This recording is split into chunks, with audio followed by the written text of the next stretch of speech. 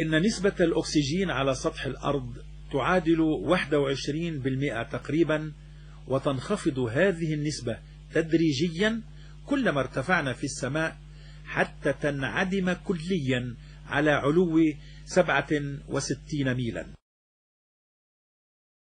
فإن ذلك سوف يؤدي لا محالة إلى نقص معدل مرور الهواء عبر الأسناخ الرئوية إلى الدم، كما يتسبب أيضا في تمدد غازات المعدة والأمعاء التي تدفع الحجاب الحاجز إلى الأعلى فيضغط على الرئتين ويعيق تمددهما. إذن نحن أمام ظاهرتين علميتين: الأولى إن التغير الهائل في ضغط الجو الذي يحدث عند التصاعد السريع في السماء يسبب للإنسان ضيقا في الصدر وحرجا.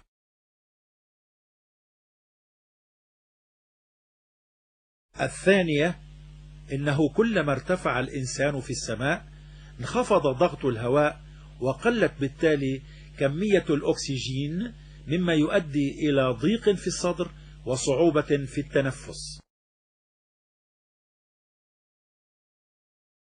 ففي عام 1648 ميلادية أثبت العالم المشهور بليس باسكال أن ضغط الهواء يقل كلما ارتفعنا عن مستوى سطح البحر. وجاء في الموسوعة العالمية Encyclopedia International فوليوم 2 صفحة 165-167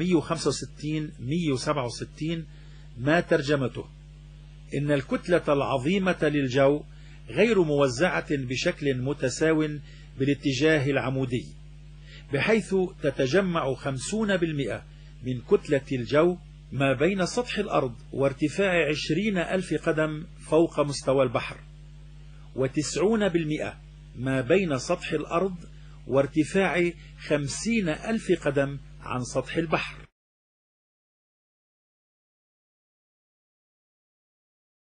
وعليه فإن الكثافة density تتناقص بسرعة شديدة كلما ارتفعنا بشكل عمودي، حتى إذا بلغنا ارتفاعات جد عالية وصلت كثافة الهواء إلى حد قليل جدا.